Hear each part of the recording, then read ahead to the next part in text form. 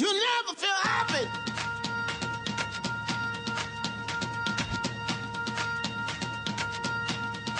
Never feel happy. No, you won't. Until you try. You never feel happy. Vivre avec les VIH, c'est maintenant l'émission d'une heure chaque semaine pour parler des questions qui comptent dans la vie des séropositifs et de ceux qui les aiment, mais aussi pour parler de santé sexuelle et de prévention.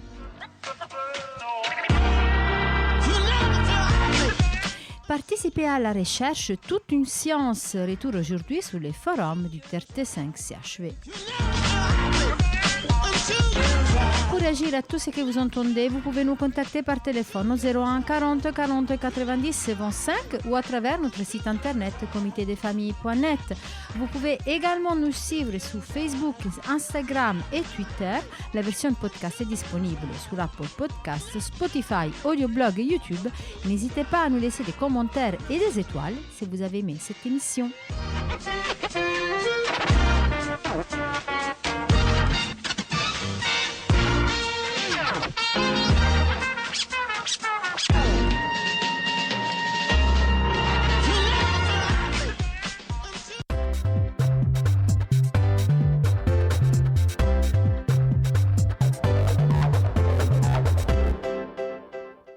Avant la fin de l'année passée, les TRT5-CHV, les collectifs interassociatifs qui réunissent des associations de lutte contre les VIH, les hépatites, les IST, autour des enjeux de recherche clinique et avancées thérapeutiques pour la défense des intérêts des personnes concernées, dont le comité des familles fait partie, a organisé une rencontre sur les enjeux de participation à la recherche. Organisés sur 2 jours, des ateliers interactifs choisis par les participants se sont alternés aux visites guidées d'une exposition sur l'histoire des associations dans la recherche et sur les circuits de production des médicaments. Chercheurs et patients ont pu échanger lors des tables rondes et de la vision du film sur l'histoire du collectif TRT5-CHV. Voici notre retour sur la journée. Pour commencer, qu'est-ce qu'en pensent les personnes concernées par rapport à la place des patients dans la recherche médicale? On ne leur sollicite pas pour ça. Donc il faut déjà savoir qu'on peut y participer et comment on y participe sans se brûler les ailes. Parce qu'on peut y participer et comment on est protégé dans la participation, qu'est-ce qui entoure notre participation et maintenant la suite, comment est-ce qu'on est informé des résultats en fait, est-ce qu'on a accès même à ces informations? Parce qu'en fait pour intéresser, il faut pouvoir... Voir si on peut avoir accès à tous les procès, à tout le du début jusqu'à la fin. Oui, participer au processus de la recherche. En résumé, moi je dis tout ce qu'ils font dès que c'est pour le VIH, même si c'est très pour n'importe quoi, c'est les personnes concernées qu'on doit d'abord contacter. Parce qu'ils sont plus bien placés pour donner plus atouts que les autres qui ne l'ont pas. De la même façon que dans les années 1987, on a tapé les médias pour dire que le sida est une maladie mortelle, comme on tape les médias maintenant pour dire que le sida est une maladie chronique et qu'on peut vivre avec ça quand on a une charge détectable. Comme une personne, nous ne sommes pas des personnes à part, nous ne sommes pas des personnes étrangères, nous pouvons vivre avec cette maladie, mener une vie, travailler. C'est 40 ans de mobilisation qu'on mobilise pour dire que c'est une maladie chronique, elle n'est pas une maladie mortelle. Parce qu'on nous rejette en croyant que nous sommes tous appelés à mourir. Ça, je ne voulais pas parler, mais là, je me suis vue en train de parler. Et ça nous concerne tous. Effectivement, l'exposition aussi m'a plu, c'est-à-dire qu'on a l'exposition de la TRT5 des 30 années de lutte, les avancées dans la lutte, les différents acteurs qui ont participé, les choses qu'on a gagnées et les choses qu'on a loupées. Hier également, on en a parlé de ce que la question de l'AME est aujourd'hui un problème, mais qui aurait pu être géré, en fait, qui en amont aurait pu faire quelque chose au moment de la recherche, lorsque les études ont été présentées là-dessus. Moi, je pense qu'il y avait vraiment une bonne raison d'être là aujourd'hui et d'être là depuis hier, d'organiser cet événement, d'immerger les personnes qui ne savent pas justement, parce qu'effectivement, le monde de la recherche, on se dit que c'est trop technique, ça ne nous concerne pas tous, on ne peut pas avoir accès. Mais hier, effectivement, j'ai appris que on a besoin d'abord des personnes motivées à être là et ensuite maintenant ils peuvent être formés pour participer aux discussions et ainsi de suite. Donc du coup voilà autant de choses que j'ai pu tirer de ça. Déjà le fait d'être présent et assister à l'ouverture du forum, l'intervention des orateurs qui nous ont beaucoup édifié sur les questions que nous posions, notamment au sujet de l'AME, qui est un problème fondamental qui touche beaucoup des patients, et puis quelques informations aussi qui nous a permis de comprendre et d'enrichir effectivement le message sur le sujet de la maladie. Vous faites partie d'une association? J'étais membre, mais malheureusement, je le suis pas parce que je suis pas longtemps sur. En fait, je suis pas présent. Et comme je suis à cheval entre la France et l'extérieur, mais quand je suis présent, je participe aux activités parce que j'ai mon mail qui est connu au niveau du circuit parce que à l'époque, j'étais membre du Corévi. Donc mes références sont restées dans le milieu. Donc à chaque fois qu'il y a un événement qui est programmé, je reçois des mails. Oui. Et j'en profite d'être présent et puis de participer, d'assister. Oui, comme dans ce cas, vous étiez en France. Du coup, exactement, vous avez décidé... voilà. J'en ai profité de participer parce qu'effectivement, j'ai reçu le message par mail et je me suis inscrit pour participer. En même temps, ça me permet de me construire et de m'enrichir sur le sujet. Voilà. Je peux vous demander votre pays d'origine, du coup vous vivez normalement? Je suis du Congo-Brazzaville. Ouais. Et puis en fait en même temps aussi patient, parce que ça fait 24 ans que je porte le VIH. C'est ça, oui. Et du coup, 24 ans, aujourd'hui, vous avez visité une expo de la place, où il y a la place des associations dans cette lutte, il y a des 40 ans. Est-ce que vous, dans votre chemin, c'est quand que vous avez croisé la route des associations et de l'engagement? Bon, je l'ai croisé il y a de cela déjà plus de 10 ans. Effectivement, bon, à l'époque, quand je suis arrivé en France pour les problèmes de santé, je ne le savais pas. Mais au fur et à mesure, j'ai pris connaissance des associations et puis j'ai commencé à les fréquenter.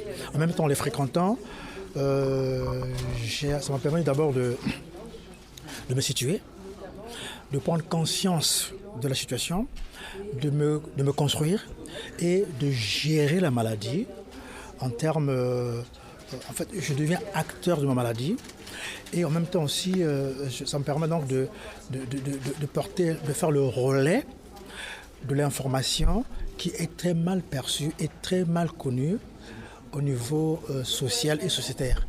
Voilà. Et puis, donc, ça me permet aussi de faire un engagement communautaire pour être actif dans le milieu et de porter ce message, de porter la bonne information et de déstigmatiser le sujet au niveau communautaire. Et au Congo-Brazzaville, comment vous vous sentez par rapport à votre statut sérologique? C'est quelque chose de connu Bon, au niveau de la famille, c'est connu. Uniquement la famille. Et voilà, c'est tout. Parce qu'aujourd'hui, encore en Afrique, tout est stigmatisé. En fait, aujourd'hui, l'Afrique n'a pas évolué en termes d'information, en termes de combat et de lutte. C'est vrai que ça reste un peu un volet politique, mais au niveau communautaire, pas tout à fait. Au point aujourd'hui, le statut reste encore un secret au niveau de la famille. Même là encore, pas tout à fait, parce que même au sein de la famille, il y a des rejets. Voilà. Une fois que le sujet est connu, vraiment, en fait, on subit le rejet aujourd'hui. On subit. Et puis, il y a le mauvais regard qui demeure encore sur le sujet en Afrique par rapport à la France. C'est vrai qu'ici, mais plutôt en Afrique, c'est plus présent. Au point où mon statut est connu qu'au niveau de la famille, c'est tout. Voilà. C'est tout. Et par rapport aux accès aux médicaments, est-ce que vous trouvez qu'il y a une différence? L'accès aux médicaments reste problématique. Du point de vue que les instances qui fournissent les médicaments ne le fournissent pas en temps, en période. Il y a un dysfonctionnement au niveau déjà de l'approvisionnement qui n'est pas régulier. et qui n'est pas systématique. Donc au point où les gens ont très peu du mal à voir le traitement en termes de temps et en termes de quantité. Je prends un exemple. Si vous avez par exemple trois traitements, parfois on va fournir 2 sur 3, ou parfois il y a rupture de traitement. Donc il y a des écarts d'approfondissement qui se fait au point où les gens ne sont pas trop bien suivis. Et il faut aussi ajouter également, il n'y a pas l'accompagnement, comme se fait ici. C'est-à-dire, il n'y a pas... En fait, le gouvernement n'a pas mis en place un système d'accompagnement, de suivi thérapeutique des patients. Bon, les gens sont un peu livrés à eux-mêmes. Voilà. C'est question de volonté, question de prise de conscience et question aussi de l'encadrement sociétaire pour ceux qui ont des parents qui l'accompagnent. Cela, parfois, y a un rappel au niveau communautaire côté pontier. Est-ce que ton traitement, tu l'as eu? Voilà. Donc, c'est l'accompagnement qui est un peu familial en termes individuels, mais pas une prise en charge systématique et collective comme ça se fait ici. J'aurais peut-être souhaité que si vous avez des partenaires en Afrique, vous devez plutôt essayer d'évaluer leur processus de travail pour essayer d'apporter le complément, d'apporter un peu votre savoir pour qu'il y ait ce relais qui doit se faire au niveau de l'Afrique pour essayer d'alimenter la prise en charge et d'accompagner les gens dans le processus. Parce que vraiment, il y a encore beaucoup à faire. Ne vous fiez pas des politiques. Parce que le discours politique est différent de la réalité que vivent les patients et sur le terrain. Voyez-vous? Parce que le politique, c'est quoi? C'est en termes de rapports, de rapports de chiffres, de rapports financiers, mais le sujet de l'ONDA, par contre, ne subit pas ou n'est pas pris en charge dans la politique qu'on vous diffuse. Voyez-vous?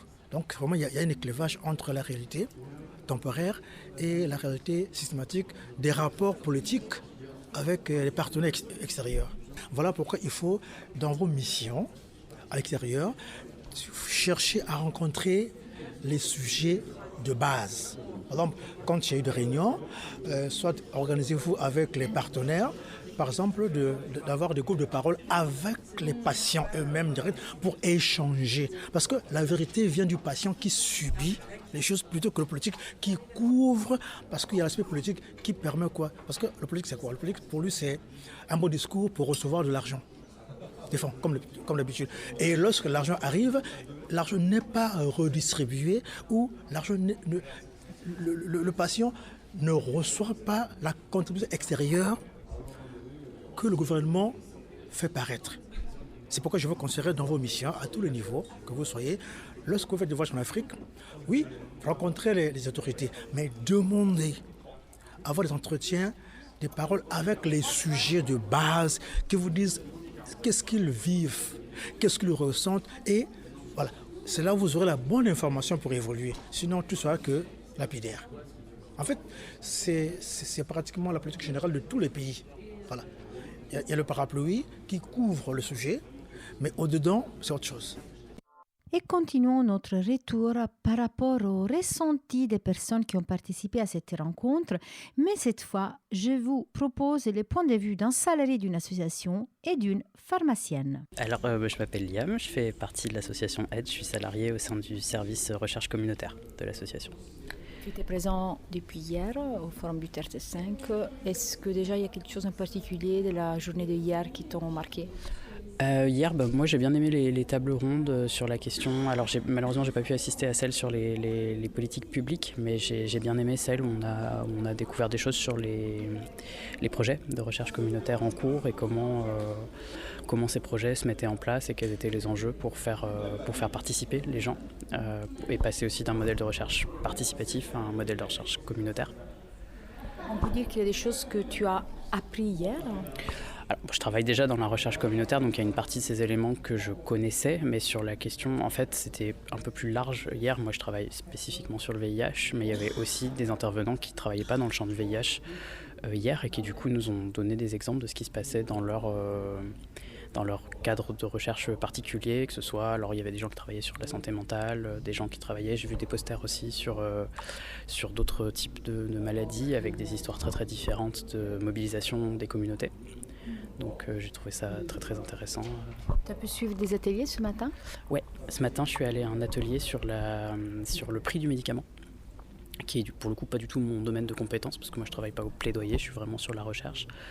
Et donc j'ai découvert, pour le coup je connaissais très très peu de choses là-dessus, donc j'ai beaucoup appris à cet atelier sur comment se passe la négociation pour fixer le prix d'un médicament par exemple. Et dans le champ de ton travail, est-ce qu'il y a des choses que tu veux partager avec nos auditeurs? Est-ce que c'est quoi, disons, déjà les buts de ton travail? Le but de mon travail, en fait, c'est de faire de la recherche communautaire. Donc moi, je travaille pour l'association. Je suis chercheur de formation, mais je travaille pour l'association.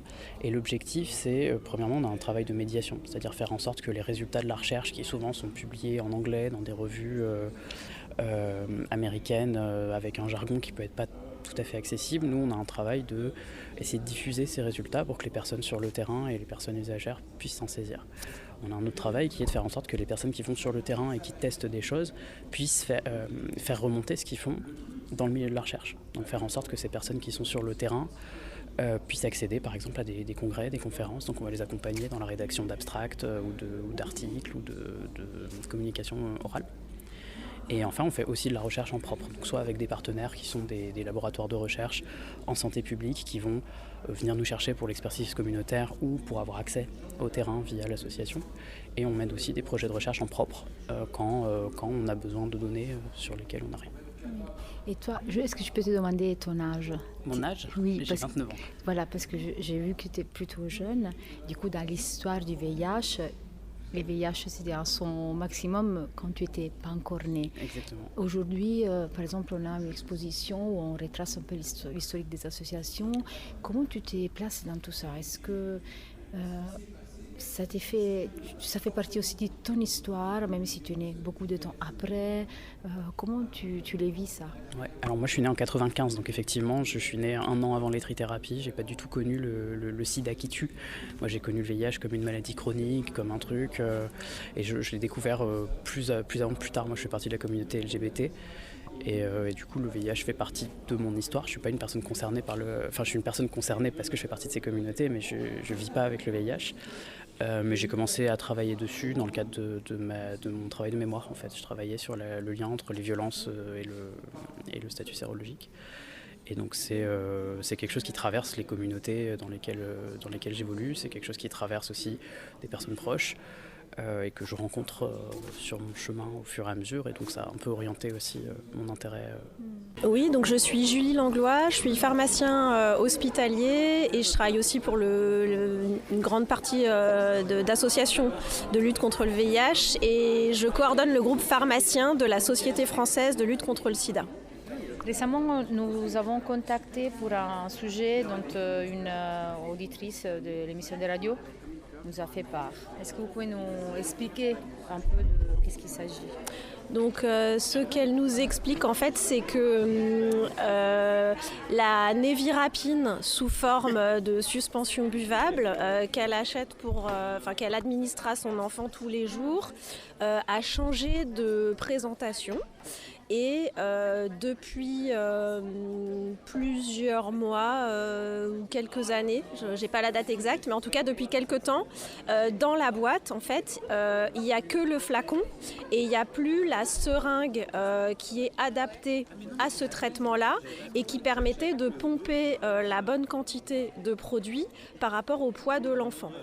Donc du coup, elle se retrouve avec un flacon tout seul et elle doit elle-même demander une seringue à la pharmacie ou à un professionnel de santé et mesurer la quantité qu'elle retire du flacon, ce qui lui complique la vie en termes de circuit et ce qui est plus à risque d'erreur de dose pour l'enfant. Voilà. Comment ça peut arriver une chose pareille? C'est-à-dire que la personne, du coup, elle est en danger, elle peut administrer une dose pas bonne, c'est un enfant petit bassage, c'est administré 2 fois par jour, non, 1 fois par jour je crois. Comment ça peut arriver? Là, on est sur des décisions. En fait, c'est des décisions qui peuvent être prises par le fabricant à un moment donné. Sans aucune consultation avec personne. Là, moi, j'en ai pas discuté directement. Ça n'a pas encore été remonté à l'information médicale et au labo, mais je pense que c'est quelque chose qu'il faut faire. À mon avis, on est sur des logiques assez commerciales, c'est-à-dire que c'est des produits sur lesquels il y a un tout petit marché. Dans les pays du Nord, dans les pays développés.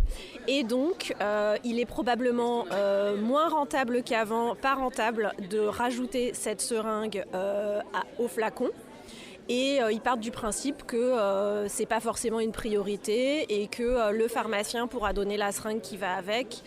Voilà. Donc, à mon avis, on est sur des logiques assez commerciales. Après, c'est quelque chose qui peut être contesté. Et vous, votre avis de pharmacienne, du coup, si on vous présente un cas comme ça, vous leur dites quoi? Est-ce que vous pouvez vraiment présenter une seringue qui soit vraiment la plus adaptée possible? Alors oui, si la dame elle a la chance d'arriver dans une pharmacie où il y a un peu une connaissance de ça et où le matériel est disponible, le pharmacien peut proposer une seringue de 5 ou 10 millilitres qui va tester avec la dame en lui disant alors combien pèse votre enfant, voilà combien il faudra prendre à chaque fois. Mais ça c'est très pharmacien dépendant, donc ça va fonctionner dans certaines pharmacies et dans d'autres ça va être beaucoup plus compliqué. Et par ailleurs, ça sous-entend quand même que l'explication elle soit suffisamment bien donnée et que la dame elle ait compris. Donc pour moi, on est quand même sur un plus grand risque que d'utiliser une seringue adaptée à ce médicament-là et pour laquelle le risque d'erreur il sera beaucoup plus faible. Après, ce qui est intéressant aussi, c'est que il y a des génériques de ce médicament qui existent dans les pays du Sud, pour les pays du Sud, qui sont fabriqués en Inde. Et dans un de ces génériques, la seringue, une seringue adaptée est intégrée dans la boîte. Donc en fait, sur des terrains où le marché il est beaucoup plus important et où les fabricants ils se sont souciés de cette qualité d'administration, ils ont accès à un dispositif qui est adapté. En revanche, là, par contre, vous ouvrez tout un autre chapitre encore plus compliqué parce que par rapport au générique justement produit en Inde, on a des remontées où la qualité du médicament n'est pas tout à fait la même que pour les médicaments produits dans les pays du Nord. Et du coup, voilà, c'est ambivalent. Mais c'est produit avec la seringue, avec tout ce qu'il faut. Mais peut-être les médicaments, c'est pas tout à fait le même. Alors, il y a plein de génériques qui sont produits en Inde. Pour les antirétroviraux, on a quand même la chance d'avoir une sorte de validation de la qualité de certains génériques par l'OMS. Et donc l'OMS en fait fait office d'agence du médicament pour toute l'Afrique et pour tous les pays en développement pour les antirétroviraux. Et donc elle approuve certains produits fabriqués par certains fabricants, et ça s'appelle la préqualification de l'OMS. Donc si c'est préqualifié par l'OMS, c'est une garantie que le générique il est de qualité et qui peut être utilisé. Après, je vous rejoins sur le fait qu'il peut y avoir des génériques de moins bonne qualité. Pour les antirétroviraux, on a la chance d'avoir cette garantie-là. D'accord, merci. Une dernière question. Aujourd'hui, on se retrouve au Forum du TRT5. Qu'est-ce que c'est votre impression jusqu'à là? Est-ce que vous avez pu suivre des ateliers? Vous avez suivi la visite guidée? Qu'est-ce que vous en tirez jusque-là? Est-ce que ça vous a plu, tout bêtement? Moi, j'ai suivi pour l'instant que la visite guidée qui est hyper intéressante. Alors, je pense qu'on en tire chacun des choses très différentes en fonction d'où on vient et de notre âge et de à quel moment on s'est retrouvé à travailler dans le VIH. Moi, j'ai commencé à travailler en 2005, au moment où les traitements arrivaient en Afrique et où les traitements étaient déjà là depuis bien longtemps en France. Donc, du coup, ce qui m'intéresse vraiment, c'est ce qui s'est passé entre entre 80 et 2005 et toute l'histoire. Et je trouve que les membres du TRT5 sont une ressource énorme en termes d'histoire et de connaissances là-dessus. Voilà. Donc voilà. Après, ce que je me dis aussi, c'est que tout ce qui a été fait là et qui a fait énormément avancer la recherche sur les traitements pour les adultes reste hyper valable pour la pédiatrie. Et qu'il faudrait pouvoir faire la même chose en pédiatrie aujourd'hui.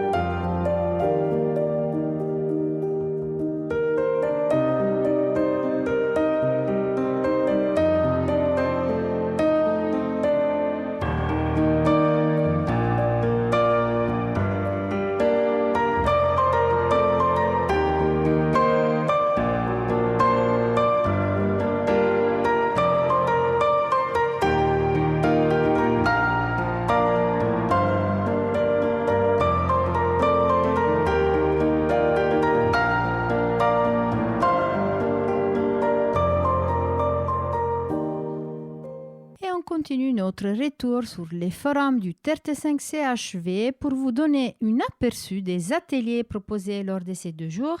L'un des ateliers les plus suivis était centré sur les prix du médicament. Voici une petite partie de l'intervention de Inès Alaoui de Coalition Plus et les réactions de la salle. Le prix réel du médicament, il n'est jamais connu. Donc l'État et l'industrie se mettent d'accord sur un prix dans le cadre de la négociation au CEPS. Ce prix-là ne sort pas de cette pièce. Ce qu'on voit quand on va regarder au journal officiel le prix d'un médicament, c'est un prix public. Et ce prix public, il n'a rien à voir avec le prix réel qui est payé. Donc concrètement, le prix public qui va être fixé, ça va devenir un enjeu de la négociation. Parce que si moi je suis en train de négocier avec la France, je suis un industriel, et j'arrive à avoir un prix public qui est élevé, peu importe le prix réel que me paye l'État français, ça va me permettre d'aller négocier dans notre pays sur la base de ce prix fictif-là. Et potentiellement de réussir à obtenir des augmentations, un prix plus important, un prix réel plus important dans un autre pays. Parce qu'en fait, la négociation, elle se base sur les informations auxquelles l'État a accès, les États ont accès, et les États n'ont pas accès à l'information du prix réel qui est payé dans d'autres pays. Donc il n'y a que l'industriel qui a cette information au moment de la négociation. La seule information qu'a l'État, c'est le prix public qui peut être fixé dans notre pays. Ouais. Est-ce que ça veut dire que le prix public peut être supérieur au prix réel? Absolument. Absolument. Et en fait, en Europe, par exemple, il y a un enjeu on appelle ça le corridor de prix européen. Donc, moi, je suis un industriel, j'arrive en France, je négocie un médicament à 4 000 € prix public. Je vais devoir fixer un prix plus ou moins 10% supérieur ou inférieur dans les autres pays d'Europe. Je vais pas devoir fixer des prix trop éloignés. Par contre, le prix réel, il n'est pas connu, il n'est pas soumis à cette règle-là, donc il n'y a pas cet enjeu. Le prix réel en France? Le prix réel partout. Le prix réel en France, mais le prix réel en Allemagne, par exemple, on ne le connaît pas non plus, en fait. Mondial. Non, dans le prix mondial n'est pas connu. Oui, il n'y a pas de prix mondial en fait, il y a des prix pays par pays, chaque pays. Et ils sont secrets. Mais comment ça se fait que les États acceptent une situation de mettre un prix qui n'est pas le vrai prix? Et par là, à l'État, je dirais, le prix c'est le prix, c'est écrit, vous faites avec ce qu'on dit. Bah oui, mais moi je vais vous dire, écoutez, vous mettez 4 000 de prix public et je vous le fais à 3 500. Et donc moi j'ai un intérêt en tant qu'État à vous mettre un prix plus élevé, public, pour négocier aussi. Donc c'est un enjeu dans la négociation. Et si tous les États faisaient pareil en disant merde, on arriverait. Et ben c'est ce que nous répond l'État quand on leur dit franchement vous feriez la transparence des prix, ce serait quand même plus simple. Ils nous disent oui mais bon on va pas être les premiers à commencer parce que sinon on va être dans la merde. Oui, mais de toute façon, cette idée de prix est très très globale dans ce qu'on vient de dire, parce qu'on ne sait pas sur quelle quantité, ni dans quel pays on va le vendre. Le pays, c'est un pays d'accord, on est en France. Mais on ne sait pas combien on va produire en France sur le produit. Donc annoncer un prix sans savoir sur quel coût, puisqu'on n'a pas la quantité, à moins qu'ils vont se mettre d'accord sur la quantité, on ne peut pas évaluer un prix. C'est vraiment du fictif complet. Là, on est dans le rêve. C'est l'industriel. C'est l'industriel, parce que lui il rêve de toucher. L'industriel, il sait quel volume il va rendre disponible pour la France. Parce qu'en fait, au moment de l'évaluation du médicament, on détermine une population. Vous savez à peu près combien vous avez de personnes qui vivent avec le VIH en France, de personnes qui ont une hépatite C active, etc. Donc vous allez déterminer une population, vous allez faire vos chiffres avant d'arriver à la négociation. Et donc ça peut être un enjeu aussi, c'est-à-dire que si vous avez une population plus restreinte que ce que vous aviez initialement imaginé, vous n'allez pas pouvoir vendre les mêmes volumes, vous n'allez pas pouvoir négocier il y a des économies d'échelle aussi pour l'État, si vous avez un plus gros volume, vous pouvez avoir un prix plus intéressant à l'unité, et en parallèle, pour l'industriel, vous allez vendre plus, donc vous avez un intérêt aussi à ce niveau-là. Donc il y a tous ces enjeux-là à prendre en compte, et aussi, la France c'est un grand pays qui est très riche, et donc concrètement, les industriels, quand ils ont tendance en fait à prioriser la France dans les négociations de prix en Europe. Donc ils vont d'abord négocier un prix en France avant d'aller fixer un prix dans d'autres pays d'Europe. Ils vont pas en Allemagne d'abord? Ça dépend des médicaments en fait, ils peuvent aller en Allemagne aussi, mais la France est dans le top 3 quoi. Mais ça peut être un enjeu aussi dans votre jeu de rôle tout à l'heure, de dire je peux pas vous faire ce prix-là, en Allemagne ils vont donner tant. Mais de toute façon, en tant qu'industriel dans le jeu de rôle, vous pouvez bluffer, puisque l'État ne sait pas combien vous avez eu comme prix réel en Allemagne. Et un autre atelier s'est concentré sur comment prendre part à une réflexion collective sur les problématiques de la recherche. Aziz Saed Siron de l'Institut Pasteur nous parle d'un cas concret des greffes de meule osseuse que, comme vous savez, jusqu'à aujourd'hui, plusieurs patients ont été déclarés en rémission du VIH suite à cette greffe. On va l'écouter lors de cet atelier. Je peux vous raconter un cas très précis. D'une personne qui avait reçu une greffe de moelle, le virus disparaît progressivement, comme dans la plupart d'autres personnes. On ne détecte plus dans le sang. On fait des biopsies de ganglions, on ne voit plus de virus. On fait ce qu'on appelle des cytophéreses. On a obtenu plus d'1 milliard de lymphocytes. On les mobilise et on sort des lymphocytes, on réinjecte le reste du sang pour éviter de provoquer des anémies et autres. Et on analyse toutes ces cellules, on ne trouve pas le VIH. On analyse des biopsies de l'intestin, on ne retrouve plus le VIH. Et cette personne devient séronégative, donc au fur et à mesure. Et voilà, tout semblait que le virus était parti. Et c'est une personne qui décide d'interrompre son traitement de façon spontanée. Et au bout de 3 semaines, il était à l'hôpital avec un symptôme de primo-infection aiguë. Et le virus était réapparu à des niveaux excessivement élevés. Et donc, voilà, c'est un cas, mais ça nous a montré que quelques cellules restaient cachées dans l'organisme, qu'on n'arrivait pas à trouver, et que malgré l'avoir diminué à un très très fort niveau, ça n'a pas suffi. Donc c'est pour ça qu'aujourd'hui on considère qu'il ne faut pas uniquement éliminer les cellules. Si on arrive à tout éliminer, tant mieux. On pourrait parler du cas de Romuald, des patients de Genève qu'on a suivi dans le laboratoire, où lui, chez lui, il a interrompu le traitement et le virus n'est pas réapparu. Il parlait avec lui l'autre jour parce que ça fait 3 ans maintenant qu'il n'y a plus de virus détectable après avoir interrompu le traitement antirétroviral. Donc ça peut arriver aussi dans l'autre sens, avec une approche aussi lourde que la greffe de moelle.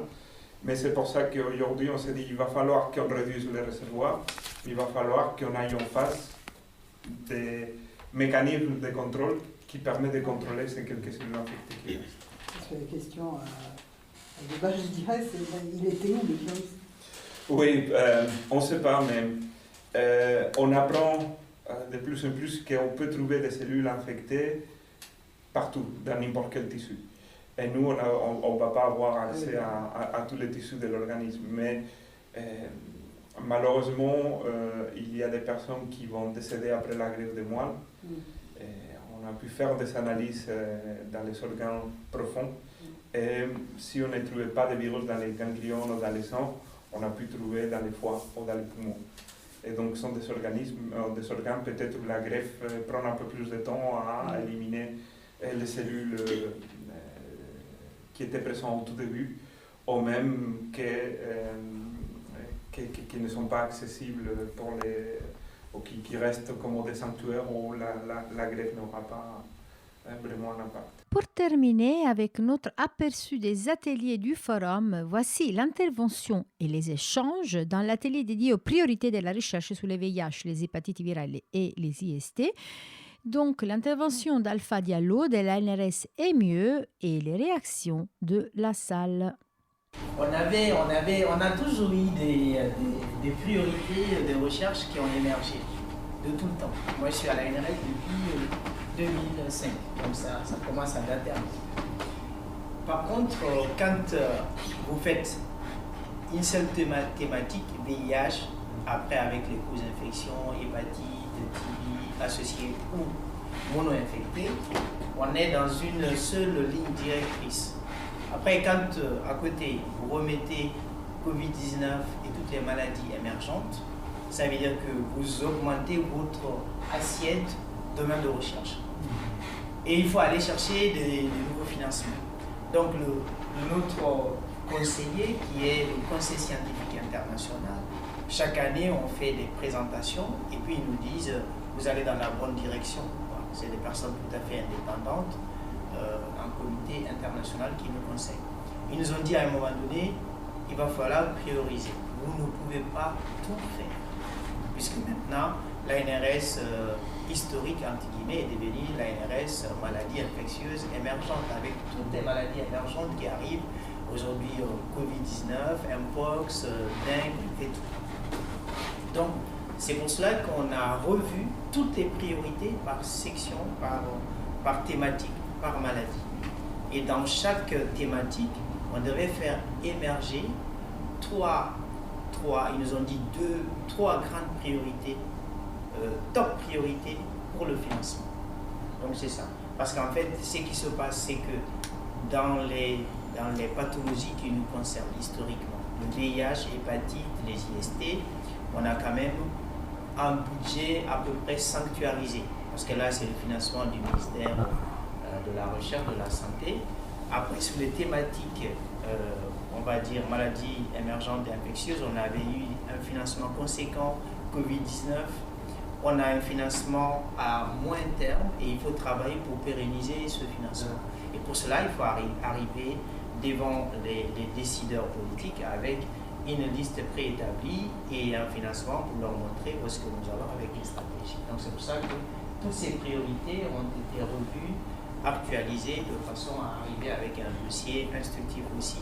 On va faire une note, comme je te disais, dès qu'on va finaliser, pour les décideurs politiques, de façon à leur présenter la stratégie et les priorités de recherche de l'agence. J'ai une question, c'est juste une curiosité. Parce que moi, je travaille au ministère de la Santé au Brésil, donc on travaille aussi avec des centres de recherche et tout.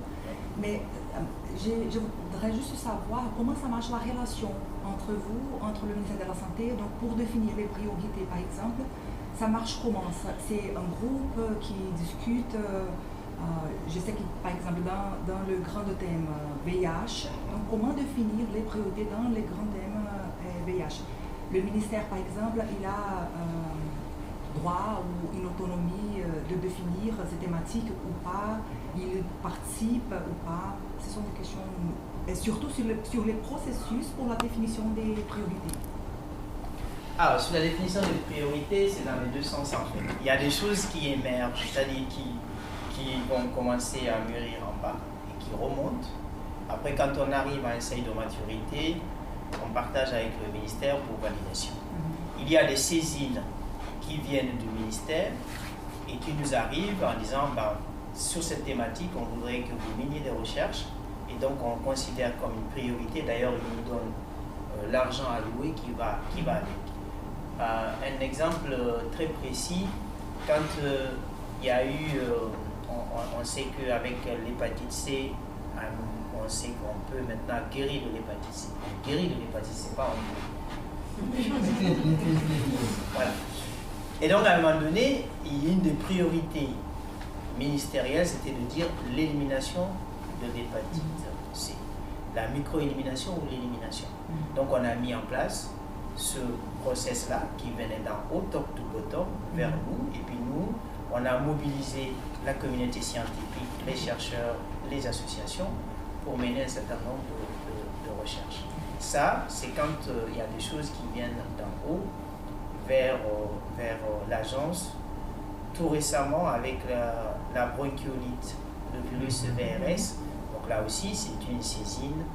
Le ministère nous a alloué 2 millions d'euros en disant faites rapidement parce qu'on a besoin, les hôpitaux, les urgences pédiatriques sont surchargés, il faut absolument mettre de la recherche, faire émerger des traitements, des stratégies. Donc ça aussi, c'est des choses qui viennent d'en haut et qui arrivent à l'agence et nous, on va stimuler, mettre en place les comités de réflexion scientifique, on fait émerger des projets, nous les finançons et puis on a les résultats, on a les recommandations et les mises en application. Par la suite, tout le reste, on garde notre autonomie, notre indépendance entre guillemets pour travailler de façon sectorielle. Ça veut dire que chacun dans sa ligne, toute la pathologie, les pathologies VIH, IST transmises sur mère-enfant, il y a des groupes de travail scientifiques où les chercheurs travaillent avec tout le monde, toutes les composantes pour faire émerger des idées. Et ce sont ces idées-là qui vont arriver comme des priorités qui vont être validées par l'ANRS et puis soumises encore toujours à notre reviseur indépendant qui est le comité scientifique de l'ANRS. Et venons maintenant aux tables rondes. Difficile de choisir une intervention à vous faire écouter. J'ai penché pour l'intervention de Marion Di Ciaccio de Coalition Plus, qui interviennent lors de la discussion sur à quoi ressemble une recherche réellement participative. Mais en fait, moi, ce qui m'intéresse beaucoup dans mes projets ces derniers temps, c'est la participation effective et réelle des personnes concernées dans le processus de recherche. Parce qu'à Coalition Plus, on a une opportunité incroyable quand on fait de la recherche, c'est qu'on est immergé dans une union d'organisations communautaires. Donc, dialoguer, travailler avec des associations, c'est le quotidien, donc c'est une opportunité incroyable. Mais dans la co-construction des projets, ce n'est pas toujours avec les personnes concernées, par contre, qu'on peut échanger, qu'on peut élaborer. Et des fois, c'est vrai qu'on peut faire face un peu à l'écueil de travailler finalement plus qu'avec des représentations d'associations, des directeurs, des personnes qui finalement peuvent ou pas, parce que tout est possible, il n'y a pas une seule façon de représenter les personnes concernées, mais qui peuvent des fois être éloignées finalement du terrain et du quotidien donc de ces personnes. Donc c'est vrai que mon gros point d'attention, le gros point d'attention qu'on a à Coalition Plus, c'est du coup de s'assurer que les personnes qui sont directement concernées par la recherche participent également tout au cours du projet et pas que leurs représentants. Donc si je prends l'exemple d'un projet comme un actuel actuellement en collaboration aussi avec le Médecins du Monde au Bénin et au Togo auprès des femmes usagères de drogue. Donc on est dans 2 pays où la consommation de drogue est strictement criminalisée dans le pays, donc les personnes qui consomment des drogues sont très stigmatisées, d'autant plus quand ce sont des femmes. Dans tous les services de santé, que ce soit des services de santé publics ou même dans les services de santé communautaires, les femmes sont très peu représentées, alors qu'elles ont des taux d'infection au VIH et à l'hépatite C qui sont en augmentation par rapport aux hommes. Donc dans le cadre de ce projet, on a construit le projet avec des associations communautaires du Bénin et du Togo, mais dans ces associations, évidemment, il y a des hommes. Ils ont aussi des difficultés à mobiliser des femmes. Et on est parti du constat que là, les représentants associatifs ne peuvent pas être le seul relais de la voix des femmes, puisque même eux, ils n'arrivent finalement pas à être en lien suffisamment avec elles. Du coup, ce qu'on a essayé de mettre en place, on a vraiment essayé de co-construire le protocole avec un groupe de femmes qu'on a appelé dans ce projet-là des femmes usagères de drogue référentes, avec qui on a vraiment discuté du protocole et de la façon de trouver des personnes, les recruter, comment et construire la ligne d'entretien. Et donc, pour trouver ces femmes, nécessairement, on s'est appuyé sur les agents de terrain des associations qui ont envoyé quelques-unes dans les fumoirs, dans les ghettos, dans les squats où ils allaient travailler. Donc, il y a des limites à ce qu'on a fait, ne serait-ce que ces femmes ont été identifiées par ces personnes-là et il y avait cet enjeu de langue, de trouver des femmes qui parlaient le français. Parce que ce qu'on a fait ensuite, c'est qu'une fois que ces femmes ont été identifiées, donc les personnes impliquées sur le projet, on est allé au Bénin et au Togo, et on s'est réunis avec ces femmes, mais uniquement entre femmes. Donc même les agents de terrain et les responsables associatifs qui nous avaient permis d'être en contact n'ont pas participé à ces moments d'échange. On a organisé ce qu'on a appelé des causeries, donc juste entre femmes, avec des choses à manger, à boire, elles étaient dédommagées pour leur trajet pour venir. Et on a vraiment fait connaissance sur des éléments de vie personnelle finalement, avant de commencer à parler du projet et de leurs besoins. Et alors je ne vais pas dire qu'on a réussi à casser tous les rapports de pouvoir, les asymétries, les rapports nord-sud, tout ça, pas du tout. Mais en ayant quand même cette entrée on se présente en tant que personne, en tant que femme, et on parle de nous, de nos vies, avant d'arriver de suite avec une casquette de on était chercheurs, on veut comprendre ça. Et puis dans un cadre informel qui est assez sécurisant, ça a vraiment permis qu'elles s'expriment. Parce qu'effectivement, inviter des personnes concernées à participer au milieu d'une pièce où il va y avoir que des experts, des chercheurs ou des hommes, elles sont là, mais elles ne vont pas dire, elles s'exprimeront pas autant que dans un autre cadre, elles se sentiront plus en confiance. Donc c'est vraiment ça qu'on a essayé de faire, et effectivement, ça a été hyper riche. On a revu énormément de choses pour le protocole, pour l'équipe d'entretien, beaucoup de choses ont été vues avec elles. Et finalement, après cette mission, aujourd'hui, on traite avec ces femmes et on traite avec les agents de terrain, les éducateurs qui sont sur le terrain, et plus du tout avec les responsables d'associations en fait. Parce que, on travaille génial, je ne suis pas du tout en train de les dénigrer, mais en fait, le projet de recherche qui va se passer sur le terrain pour trouver des femmes qu'on n'arrive pas à toucher dans les associations. Donc c'est les femmes elles-mêmes et les pères éducateurs qui se déplacent, qui ensemble vont permettre en fait le succès ou pas de ce projet. Et pour finir notre retour sur les forums, voici l'intervention de Sophia Fati de l'ALCS Maroc qui discute du rôle des communautés et associations dans le recueil et la transformation des besoins des personnes concernées et une priorité de recherche. Alors, pour les avantages, déjà les agents qui vont sur le terrain, ils sont issus eux-mêmes des communautés concernées. Et pourquoi c'est un avantage? Parce que ça leur permet de créer un lien unique avec les communautés qui soutiennent.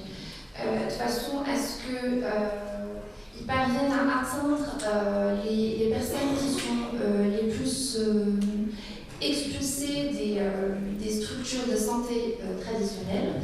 Et donc, entrer en contact avec eux et connaître un peu plus leurs besoins et vraiment leur réalité.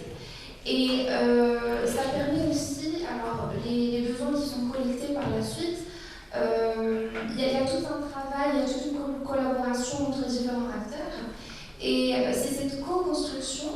entre communautaires et chercheurs qui permet justement de mettre à l'œuvre des projets de recherche qui s'alignent avec les réalités des communautés.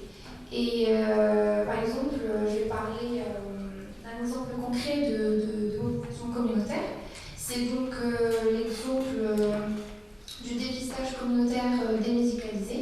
Donc en fait, les agents de santé sur le terrain, ils ont remarqué que les communautés évitaient de se faire dépister au niveau des structures de santé traditionnelles. Et donc lors du conseil communautaire, ils ont donc essayé d'élaborer une approche qui sera donc adaptée au contexte local. Et cette approche, en fait, elle repose sur 3 stratégies. D'abord, c'est une stratégie fixe, c'est-à-dire que les communautés vont se déplacer au niveau des centres de dépistage anonymographie, justement pour éviter d'aller dans les centres de santé, etc. La deuxième stratégie, c'est les stratégies mobiles, c'est-à-dire qu'il y aura des unités mobiles qui vont se déplacer dans des lieux de rassemblement des communautés pour leur proposer de se faire dépister de manière anonyme et gratuite aussi. Et la troisième stratégie, c'est donc les stratégies avancées, qui est donc l'utilisation des mallettes. C'est-à-dire qu'il y aura des agents qui vont prendre des mallettes qui contiennent donc tout un kit de dépistage, avec des tests rapides bien évidemment, et qui vont se déplacer dans les lieux de vie et proposer cela aux communautés. Et parmi les défis, donc, on peut parler de défis, déjà cette expérience elle a permis d'augmenter le taux de dépistage comparé aux méthodes classiques. Et cette réussite témoigne surtout donc, de la collaboration et qui mène donc à se dire qu'au final, un projet de recherche ne peut pas avoir lieu sans qu'il y ait une intervention des communautaires, justement pour mettre à l'œuvre un projet qui va vraiment répondre à leurs besoins.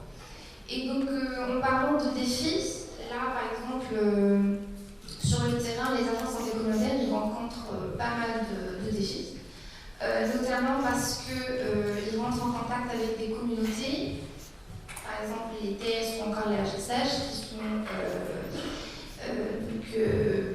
criminalisés selon le cadre pénal au Maroc. Et des fois même, ça peut donc les mener à être exposés à un risque judiciaire, vu le contexte au Maroc. Et mais ça les empêche tout de même pas à faire leur contribution et à vraiment à s'y mettre et parce qu'ils voient vraiment l'intérêt de leur contribution. Et donc, malgré les obstacles qu'ils rencontrent, nous travaillons tous ensemble pour mettre à l'œuvre les projets.